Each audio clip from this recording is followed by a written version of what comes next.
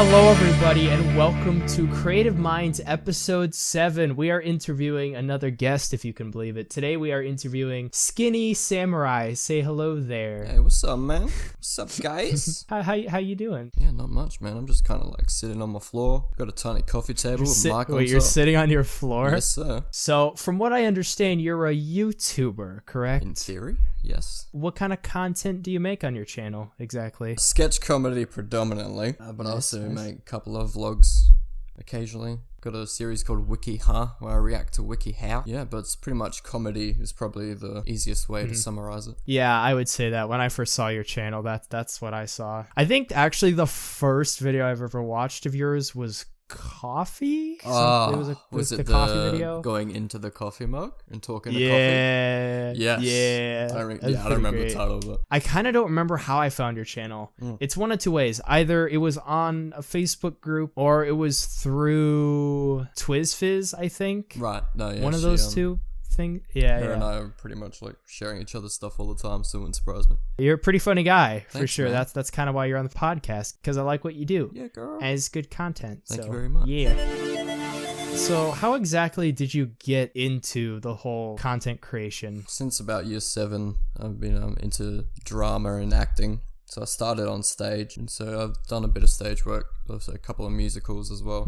Doing on YouTube, that all kind of started because my mate Tom, he approached me and he was like, man, I'm thinking of starting a YouTube channel, but I don't want to be alone in doing it. And I was like, I've always wanted to, but I've never really gotten around to it. And so I basically created it almost so he had an excuse to create his own, and then I just fell in love with it. I fell in love with creating videos. I'd already done some film work at school, but never anything independently. I got my own camera. It was just filming, writing, just trying to put something up at any time, like 2 videos a day at sometimes, but no clear schedule. My brother and sister got me a green screen, and that just made me fall completely in love with editing and visual effects, and I've been doing it since. Green screens are the best. Oh, I love green screen. I have much difficulty myself managing the work-life balance because I treat this YouTube thing as a job, even though I'd probably get fired many times over by now for lack of results. But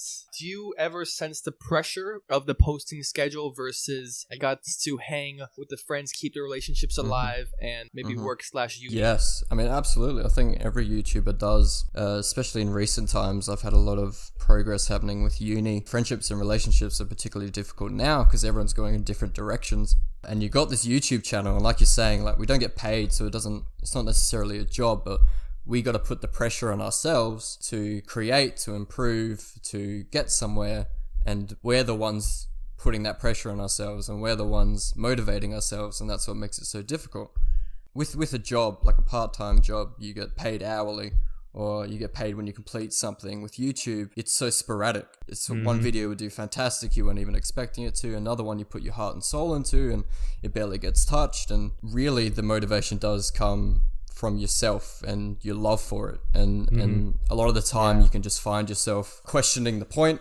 You start thinking, will I ever get anywhere? And it's trying to find that balance for sure, especially with friendships. And if you have a set schedule and you want to stick to that schedule, that can get in the way of other things, parties, birthdays, things like that. I think it's important to find that balance. If you dedicate entirely to YouTube, you'll burn yourself out, and then you have to take breaks that you don't want to take, and that makes it worse. I think it's always just reminding yourself of the love for it. That's the reason you're doing it. How far you've come as well is really important. A quick follow-up question though, how long has it been now producing content on a scheduled basis? Scheduled basis, 2 years. So I've been doing it 2 years now. Oh, wow. And that's been every Wednesday and Sunday. And I've maintained that up until just the last month or so, because I filmed a pilot called Dante's Office. I poured my heart and soul into that, and that had to be my focus. Yeah, I'm excited about that. That's going to be good. Yeah, girl! It was pretty amazing to go from creating my own content where I star, direct, write, edit everything, to having a crew and having a cast and just having all these people around you that are just as motivated and just as keen to get it as good as they possibly can. It really helps to know fellow people that are motivated and who can inspire you and push you. Oh yeah, that's definitely one reason for this podcast and just finding other YouTubers in general. It's easy to just, kind of try and sweep other small YouTubers under the rug and be like, no, they're my competition, or be like, no, they're small, so they're crap, and you just don't give them a chance. But it's really important to make those connections and see what they're doing and get inspired by them. I mean, don't just, then go off to every small YouTuber and comment on every video you can. No, I know. Yeah. No, yeah. Find the right people. This is the thing. Like, you're a very good example of like a small YouTuber that I personally think makes good quality content. It's more difficult to find channels like that now, it seems. In my experience, like obviously there's a ton of channels that I haven't found yet. Still looking, always looking, but we gotta help support each other, Yeah, for sure. So I think a lot of small YouTubers, they jump into it and they've never done anything in film, and they've never done comedy or vlogging or anything, so it's a lot of them are learning still. If you don't create and you don't start, then you're not going to improve. What does actually push you to keep creating? Is it just like the entire process? Well, is it like it's the goals that you have, or what? It's a number of things. I think goals help. Recently, I've been trying to push myself to enjoy re-love the process, or the entire process, especially after taking a small break, just trying to get back into the swing of things. It's just the love for it, and it's the love for creating the art. And even, when I'm on my worst days, and like if I'm just having the worst day and I don't want to do anything, when I do, when I actually get up and I film something, or I write something, or I edit, I feel so much better. Because especially with YouTube, you have complete control over this one thing. And so even when other things in your life go wrong, and they will go wrong, and your job sucks or something similar, you have this space that's yours, and you can put anything up to, even if you're confined to a certain genre or something, you have creative liberty. And I value that heaps. Where does the name come from? Yeah, girl. Yeah, that's actually a very good question. I should have written that down. My grandpa, he lived in the Blue Mountains, and we would very rarely see him, maybe like once a year, once every 2 years. And one time I went there, and I had to pack the dishes with him, and he was, asking what's wrong and everything, and I was just kind of talking about, getting bullied at school because of my weight, 'cause extremely lanky guy, and just how frustrating that is. And he was saying the usual stuff with like, other people's opinions aren't your business, but he was also saying like, you gotta fight for yourself, and you gotta believe in yourself, you gotta be your own personal warrior, sort of like a skinny samurai. And I was like, you probably don't even know what a samurai is, old man. You shut your mouth. Because I was just angsty and mad at the world. And honestly, it was just when I sat down and I went to make my channel name, it was the first thing that popped in my head, and I was like, you know what, screw it, let's run with that. There it is, baby. It is a very unique username. I feel like it fits with the style in a way. I don't know. There's been plenty of times where I'm like, if I had a different channel name, would I be more popular? But I think it really doesn't matter. You got like Markiplier. What does that even mean? Jacksepticeye, PewDiePie, Emerrias. Emerrias, right? MasterEth. I mean, as long as you don't have numbers in your name, you're fine, right? Basically, if you're not replacing your O's with 0. Looking at you, Boogie2988, wrecked. One of the bigger commentary channels who has lots of success. But it's not even the channel name; it's the brand you build around it. So yeah, that's true. So good, girl. What I find really interesting, and that it's something that I haven't really heard of, is you got bullied for being skinny. Well, no. Well, I mean, it was a number of things. But like, I bullied people. I got bullied. It's not like I'm just some victim. It happens to everyone. But there was about 3 or 4 years where people would just bring up how skinny I am, but like just in a really condescending and weird way. It's like, you're skinny. Yeah, I am. And they're like, oh, but aren't you a guy? And I'm like, yeah. And they're like, why are you skinny? I'm like, what do you mean? I can't help my metabolism. They're trying to shun you for their own like insecurities or something honestly, like that. It feels like you realize that as you get older, and so it's really like I couldn't care less now. At the time when everyone's just lashing at each other because you're hormonal, it can be awful. So when it comes to making videos, what is generally, or however you want to do it, what's your actual creative process from start to finish? So basically from like idea to finished video. Pretty much every experience you're thinking, how can this be a YouTube video? And you're like, yeah, actually, kind real. of, yeah, because you just in the back of your head a little bit all the time. You're like, maybe I'll retain that quote from that one person, or I'll remember this moment and turn it into something. But so a lot of the time I'm walking around, or I'm driving, or a lot of my ideas come when I'm not trying to come up with ideas. I'm just doing something monotonous, and I'm like, oh, yep, there's a line of dialogue, there's an idea for a skit, something similar, and I'll just instantly put it down on my phone. Later, when I just scroll through all of my notes and all the random little bits of dialogue, all the little ideas, and I'll workshop them, and I'll start expanding them and try to make a script. Some of them work, a lot of them don't. And once that's done, I just get filming, and I try to film it. Like, and a lot of it's weird because I got hundreds of scripts in my phone, but a lot of the time, the ones I'll film and I'll create are the most recent ones. They're freshest, and I'm like, oh, that's really funny. Yeah. So, and then I get filming, and I do that, and then I jump into editing, and editing's my favorite part because that's where it all comes together. So, yeah, I can relate with that. Yeah, for sure. And so I stitch it all together, uploading it whenever the next day is needed. And I feel like a lot of people have ideas of like for videos and stuff. I think it's important just to get it down, even if it seems terrible. Oh yeah, because you can come back and go, oh, this would be great if this. That's why I love rediscovering old scripts, because I'm like, wow, this is actually pretty good. Why aren't I funny anymore? What happened? Yeah, I feel like I don't know how to be funny anymore. I kind of just write. Basically, I make analysis videos, right? But I like to add jokes in it to keep the video interesting. But I've gotten to a point where it's like, I don't know if they're funny anymore. I just kind of write them in. But like my most recent video, I got a lot of feedback saying that it was funny. I'm like, oh, well, that's good, I guess. That's very nice to know. Thank you. That it's not just me. Yeah, right. Oh, for sure. So, like I have that whenever I'm editing. Like if I go from filming straight to editing, then I'll hate that video. I'll start thinking it's just not funny at all, especially if it's a lot of green screen and just more time consuming stuff. It's just like a lot of time staring at the screen. Taking breaks does help with that. Sometimes when I'm editing a video for a very long time, like days on days on days, because it's just so time consuming of an edit because of like how much I do in editing. It's just like I have these moments where I'm like, is this video even good anymore? Yeah. And then literally half an hour later, I'm like, oh, actually, this video is really good. I've just been staring at it for so many hours that it's like, is this good? Oh yeah. But then I watch it with fresh eyes and I'm like, oh yeah, okay, yeah, this is good. I'm hilarious. One thing I find really interesting with all these tubers that we interview here is getting their take on YouTube Rewind. Oh boy.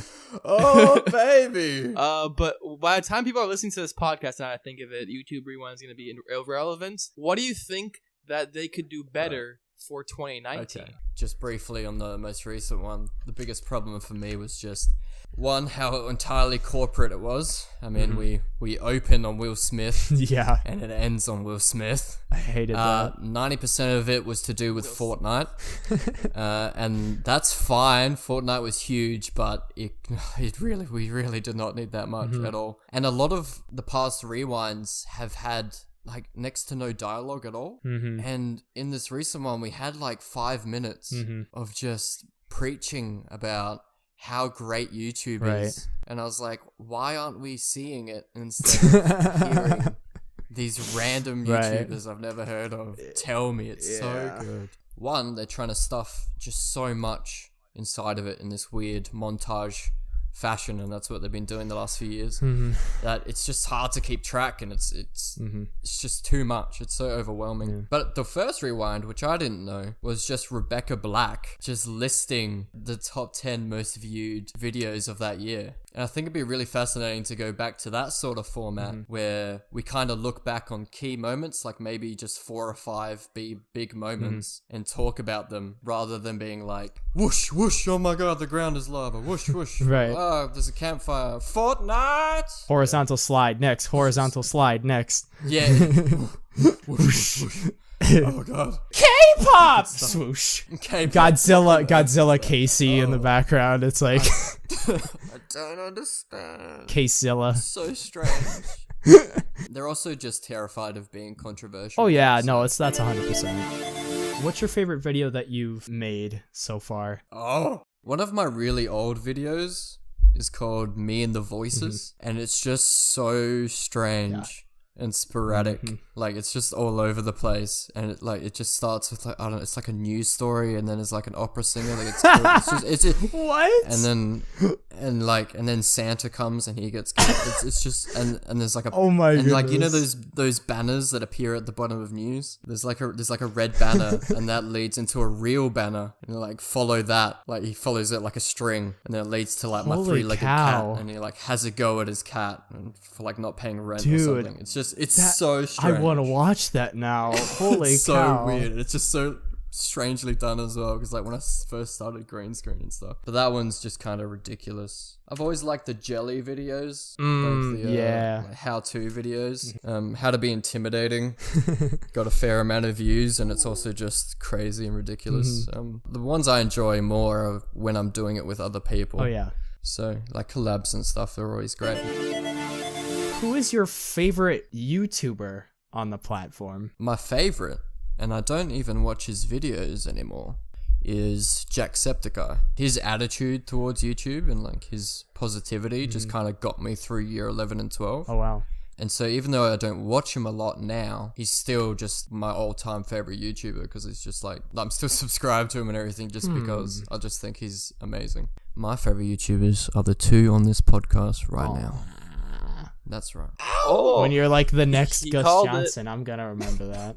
Oh, I love Gus Johnson. All right, also. yeah. He's great. He's I hilarious. kind of thought you were gonna say him, but I like your answer better for sure. He's great. Yeah. Though. He's great. How do you feel about the way that YouTube is promoting your content, or I guess lack thereof?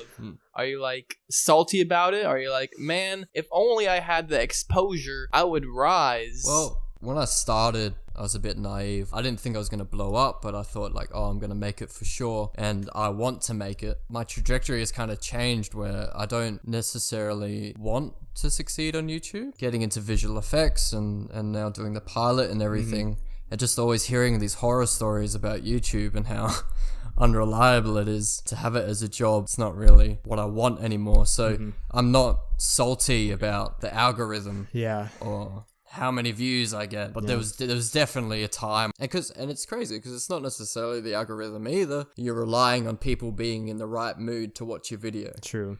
So That's exactly. Like, you can't control people's emotions. Exactly. So you can't just be like, "Yup, it's the algorithm and that's it." I'm like, oh, in order to succeed on YouTube, I got to fit in this box that YouTube likes, and I don't want to do that. Right, I just want to exactly. make what I want to make. So I know one of your inspirations is Gus Johnson. Is there any others? Auntie Donna, have you ever heard of that? I have not. So that's a sketch comedy group. It's 3 guys, and they're Australian. And they just make the most absurd, wacky sketches. But their passion lies in their live shows. And so like they recently came out with an album. They did a comedy album. They did a web series called 1999. And it's just these series of sketches, and they're hilarious. Their comedy completely relies on their performance. And they're just such great performers that it's hilarious. And I got to meet them at VidCon. Oh, wow. I was in like the creator chat with like 10 other people. Whoa. In Auntie Donna. And they're amazing. They're such down-to-earth guys. They're hilarious. My brother introduced me to them. Like, one of their songs is called Professor Whiskers, and it's this guy dressed up as a cat, and he's not a professor and he's not a cat, and they end up putting him down because he keeps pooping everywhere because he thinks he's a cat, and he's scratching the furniture, and it's just wow. It's just so strange, and I like one of the 1999 episodes is there's a guy with extremely long arms. It's called like Touchy Tim because his arms are so long he keeps accidentally touching things. Like, it's just crazy. Wow, it's crazy. That sounds awesome. So they're great. I love them. But apart from that, it's just people like Bo Burnham, just stand-up comedians I love, like Dylan Moran. Since, the Australian life, how was Australian VidCon? You know what? I'm just going to be completely honest about it. I only knew Auntie Donna and Jaden Animations. So all the other creators, I don't know at all. But the reason I went was to meet people. And so I met TwizFizz, Brooke, and her partner Ben, and that was great. That was the highlight. So you met them there? That was the first time I ever met them in real life. Oh, okay, got it. All right. We'd been talking for I think a year or something. We hung out with a lot of other small YouTubers, but they all had this mentality of, here is another person I can get to subscribe to my channel. Oh, that was literally people were walking up and going, "Hi, what's your channel name?" And I'm like, "Oh, Skinny Samurai, this sketch." And they just searched up, they subscribed to me, and they're like, "Okay, my channel's this," and they walk away expecting me to subscribe. That's toxic. I'm sorry. That's bad. And people were just walking around because this was little networking sessions. Because we're YouTubers as well, so we're not necessarily socially adept. We're not great at talking to people, and so when it comes to stuff like that, because it's you kind of go there to connect with other people, but there's a good and bad way to do it, and that's not a very good way to do it. No one wanted to talk to you and no one wanted to know your name. They were just yeah. Alright, so you're gonna subscribe to me or not? I feel like most people go to those events to meet specific people there, and hang out with them. That's what I would think. I know that's what I would do for sure. All the talks they had on, because they also just kind of had bigger YouTubers talking. Oh, the Odd Ones Out was there as well. Oh, nice. They had all these little talking sessions on about YouTube. 95% of them were how to make it on YouTube. 10 tips to make it on YouTube. I didn't go to any of them because I knew exactly what they were going to be. And I talked to someone who went to them and it was exactly what I thought it was going to be. They were like, you need eye-catching thumbnails. Make it as long as you possibly can. Use these tags. Family-friendly content. And it was all just repeated in all these different talks. And the one I went to had Jaden Animations in it. And 3 other people who I haven't heard of until then. That was kind of interesting because they were talking about burning out on YouTube and mental health and dealing with that. Because obviously Jaden deals with that a lot and talks about that a lot. So that was quite interesting. But then they did the handover questions phase where the small YouTubers come up and just start plugging their channels. And it's just, I had to go, I had to leave. It made me so sad. So honestly, overall, it was nice being in Melbourne. It was nice meeting Whiskers and Ben. The atmosphere is pretty gross. I feel like if I were to go to VidCon, which I do want to go to eventually, I was hoping next year, but BlimeyCon is kind of the priority. I would want to go to VidCon. I wouldn't go there for the talks. I would go there to hang out with the people there and to meet new people and stuff for sure. The longest conversation I had with someone was this girl. We were leaving because we just kind of had enough, and it was we just wanted to explore Melbourne. But it was Jade, Brooke, Ben, and I were just walking along, and this girl jogs up next to us, and she hands me a business card for YouTube. And she's like, "Hi, what's your channel name?" And I'm like, Skinny Samurai, I make sketch comedy. She's like, "Oh, I make sketch comedy, you should subscribe." And I was like, I'll make sure to check it out. She's like, I really want to she just starts going on about her struggles as a YouTuber and how she thinks she should blow up but hasn't. Struggle. Entitlement. And it was just so gross. And she was like, I went to that 10 tips thing. Did you go to that? And I was like, oh, nah, because they're probably just going to talk about it. She's like, oh, you didn't go? Why didn't you go? Dude. Yeah. And I was like, please leave. Please. It seems like that the people who blow up on YouTube, their intention was never to blow up on YouTube, you know? Because they just want to make good content. Because they're just doing their own thing, right? Content. You know? Yeah. And so because they blow up, now everybody's trying to copy them, and most of the time they're not getting popular because the initial person that's doing the thing is getting all the attention. So it's that's why I'm just being me and doing what I love to do. Do you personally have any advice or tips to anyone who wants to do YouTube, whether that be just for fun or if they want it to be something bigger in the future? If you want to be big and you want to make a lot of money, don't do YouTube. Right, basically. Do something else because 1, you're probably going to have more success in doing something else. Right. But 2, you're clogging up the platform. Yes, thank you. Yeah, exactly. Basically, get off YouTube so we have a better chance. That's what this whole podcast is. Entitlement. Right. For people that just want to do it for fun and people that just are thinking about creating a channel and doing something, do it. Yeah, just do it. Yeah, and like, you know? I know it's just like, it sounds really easy, but make a video and put it up, and it gets easier. And once you feel a bit comfortable, set a schedule. Or if you need that straight away, set a schedule, because that pushes you to create more and often, and stick to that schedule as much as you can. Try not to feel guilty if you do need breaks. It's fine. You will survive. Just start it. Just do it, yeah. I think a lot of people go, oh yeah, I don't have time. But yeah, the next time you're sitting and you're watching Netflix or you're watching YouTube or Twitch, just go, I can create something right now. And then it kind of becomes a habit. Yeah. When you're like, oh, I got free time, therefore I can create. Awesome. I think my personal advice is just make something. It doesn't have to be anything specific. It's just making a meme. Because I think YouTube is pushing that, like, you have to have a goal in mind and you have to have a genre and you got to have a niche. They always talk about having a niche.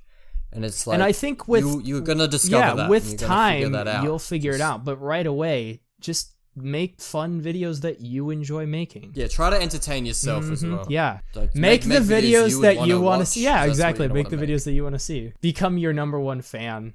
I remember hearing that advice from somewhere. If you were to say that to me a year ago, I'm like, no, I'm not my best fan. I hate myself. It doesn't mean you can't be critical. Well, no, it just means enjoying it. Yeah. You know? Like, you are your own worst critic. I completely understand that. Yeah, it's yeah, girl. Yeah, girl. Yeah, girl. Yeah, girl.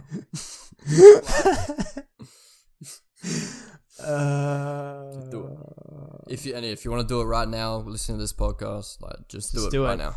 Okay, give them a channel name right now. Just anything. I mean, like the video and subscribe, but do it. And you can call it Mary Poppin' Off for Gonophicus. Oh gosh.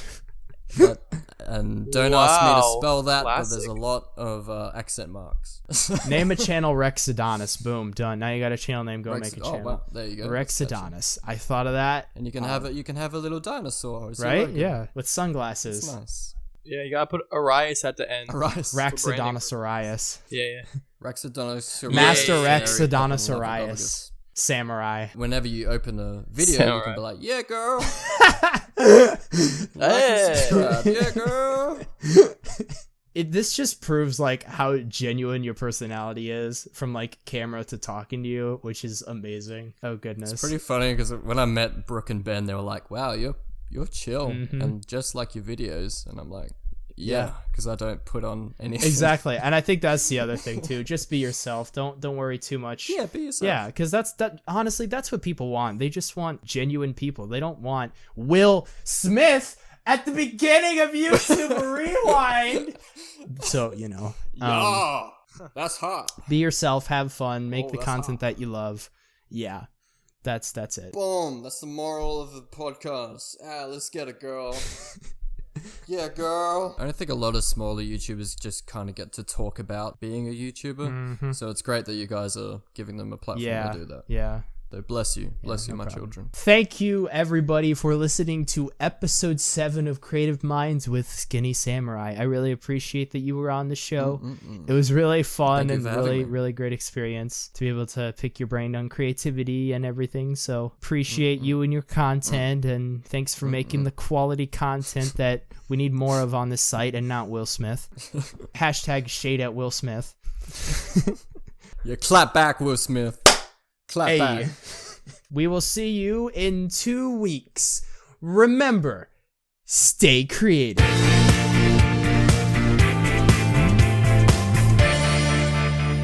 And then that's when the epic outro plays. Yeah, so. It's a cool outro, I'm not going to lie. Shout out to Emerrias for finding the amazing Creative Mind song for the podcast. Yeah, totally not copyrighted. Well, okay. Well. Oh no! Hold up! Go get that strike. It's okay. It's on the MasterEth Audio Network. Wow, roasted.